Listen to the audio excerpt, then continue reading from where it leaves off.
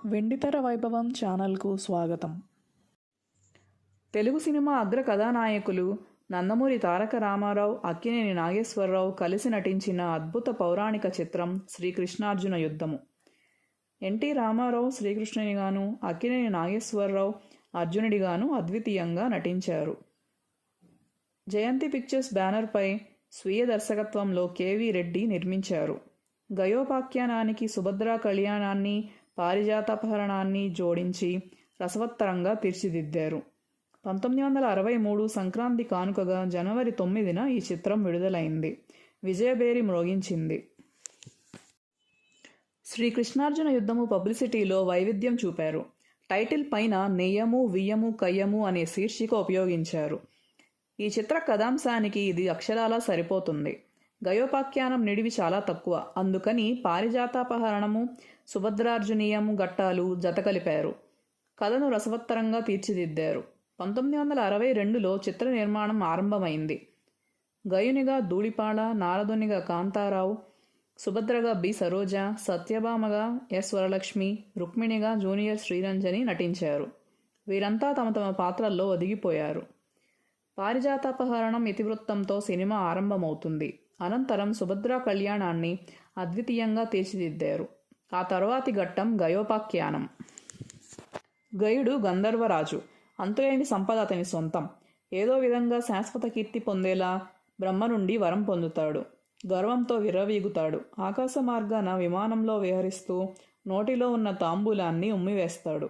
ఆ వ్యర్థం సూర్యుణ్ణి సేవిస్తున్న శ్రీకృష్ణుని చేతిలో పడుతుంది. దీంతో శ్రీకృష్ణుడు ఆగ్రహంతో రగిలిపోతాడు.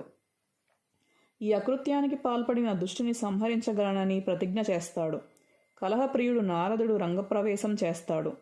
అర్జునుణ్ణి శరణు వేడవలసిందిగా గయునికి ఉద్బోధిస్తాడు. గయునికి అర్జునుడు అభయమిస్తాడు. ఆ తర్వాత వాస్తవం తెలుస్తుంది. అయినప్పటికీ క్షత్రియ ధర్మానికి కట్టుబడి శ్రీకృష్ణునితో కయ్యానికి కాలు దువ్వుతాడు.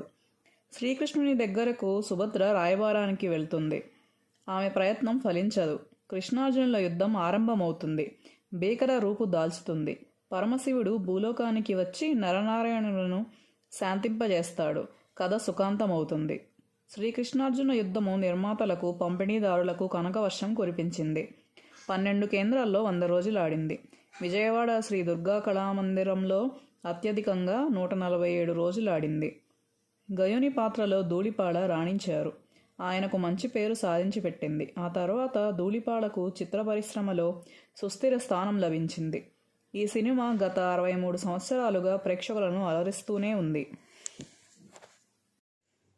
ఈ చిత్రంలో నందమూరి తారక రామారావు, అక్కినేని నాగేశ్వరరావు, బి సరోజాదేవి, ధూళిపాళ, ముక్కామల, ఎస్ వరలక్ష్మి, గుమ్మడి వెంకటేశ్వరరావు, కాంతారావు, జూనియర్ శ్రీరంజని, ఛాయాదేవి, ఋషేంద్రమణి, బాలసరస్వతి, చిత్తూరు నాగయ్య, చదలవాడ కుటుంబరావు, మిక్కిరినేని అల్లురామలింగయ్య, లీలా, మోహన, సత్యనారాయణ, ప్రభాకర్ రెడ్డి, మహంగాళి వెంకయ్య తదితరులు నటించారు.